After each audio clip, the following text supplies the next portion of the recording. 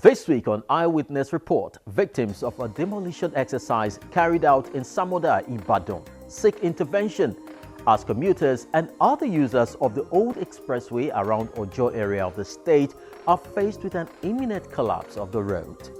In Anambra, state government resumes work on the footbridge around MCC after an eyewitness reporter feared it may be abandoned.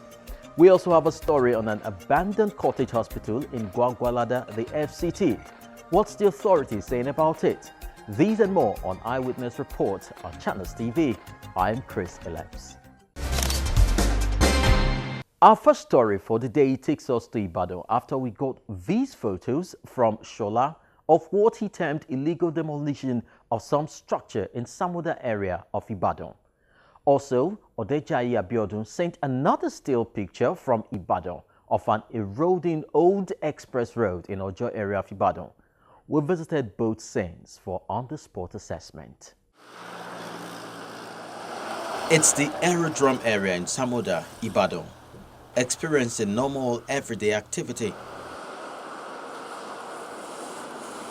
Barely a month ago, the sudden appearance of the bulldozer sent occupants along the stretch jittery as the structures, albeit temporary, were leveled.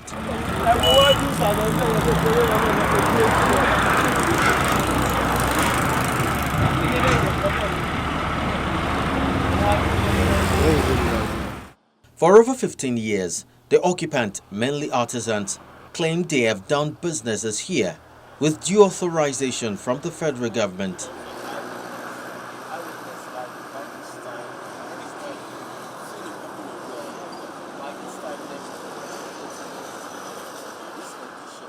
Doyin happens to be one of those affected by the demolition exercise, and he explains what he thought was a mindless exercise. The stretch from up there down to where the junction is here used to be a thick bush then. And then while my boss had the idea for the car wash at first, so we drove down here, we saw it, and we liked it, and we decided to get a legal approval. You know, it's a little bit sad because no cogent reason was given to us for the demolition of this place. The excuses that we had range from you are defacing the place, people inside there want their structure to be seen, you know, those flimsy excuses. And we try as much as possible. I work with the company, I'm a salary earner there too. I've never been paid on the 30th of any month. Before 26, we've all been paid. Now we have a government that can't even pay salaries and is demolishing the businesses of people that are employing people and are paying salaries. I think the timing is wrong. I think legally we should have been given more time. And then three, I think morally it's so unjust. I don't think the government has the moral justification to be demolishing businesses like this when they can't even pay salaries. Another of the victims of the exercise is Anthony, who hails from Delta State. He claims the demolition has impacted him negatively. Early 2016, we saw the Oyo State government that we should leave.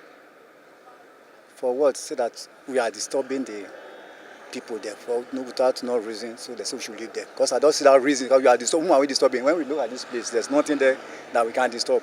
So they say we should leave there. The government uses its own power to overcome us that we must leave. So there's nothing we can do. And now already things are affecting myself, affecting my children. My son is in school. I was unable to pay the school fees. Likewise, my children in primary school, I can't pay. So it affects me a lot, but there's nothing we can do because I can't fight the government. I'm just an ordinary carpenter. Who's carpenter to go and fight Oyo State government? So I don't know what to do, except people like you can make it happen. Without that, I don't know what we can do. For this other victim, he could barely express himself out of the heaviness of his heart. Because they came here and demolished everything that we brought here. I don't want to talk.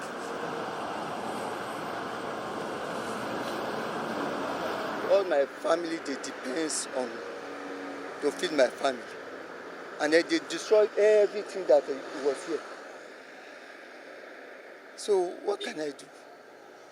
And then we went to at the initial stage, the federal, they allocated this place for us before. And then we have been here going to 20 years. So just of recent, just last year, the ministry, they came from the environment. They said we should quit here. And then we went to the federal to go and report. And then the federal themselves, they came here. They came here to meet them. And then they just, even though they want to fight that time, these people, and then they didn't agree. And then we went to their office several times. What's the problem? And then they say we should go. It's order from the above. Order from the above. That's what they are saying. While they claim the federal government gave them the permit to stay and do business here, the State Ministry of Environment has been blamed for the demolition. From Samoda, we visited the old Expressway, which used to connect the south and the northern part of the country until a new one was built. The current state of the road leaves much to be desired, as it has become susceptible to the pressure of flood water.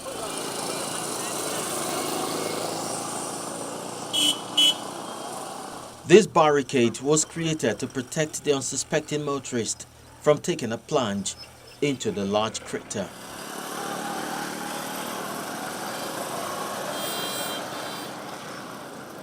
Some of the business owners around here fear that what started as a minor issue a few years ago may eventually render the road completely impassable. This road has been of these structures since 3 years ago, and we've tried to report this to the authorities. Since then, they've not done anything. You can see they blocked the road. It's because of the safety of the people. That's why the people block the road.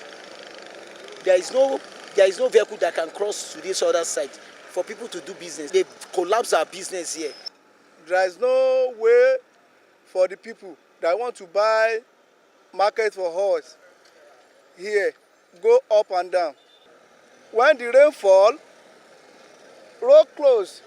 There's no road for all the people to go up and down.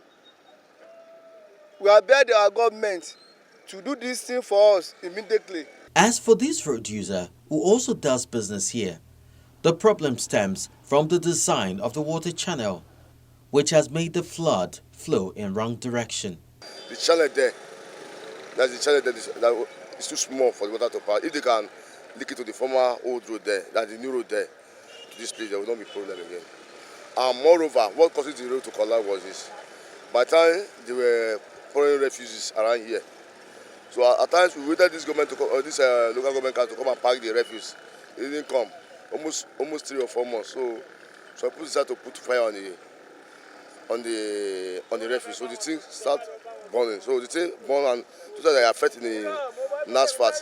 So by the time the rain fall, the thing was weak already said, because that's how it's beginning to collapse. We have gathered that men of the Federal Ministry of Works have been here on several occasions to assess the situation on ground, and have also documented and forwarded their report and budget needed to Abuja. But funding is alleged to be a major challenge, as Abuja is yet to release cash for the project.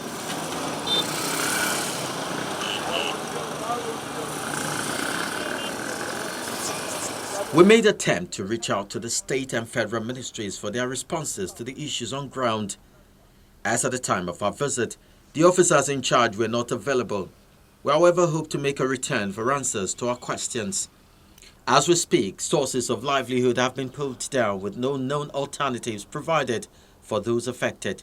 It is expected that with the present reality staring us in the face, decisions such as this should be done with human face so as not to drive more people to a state of despair.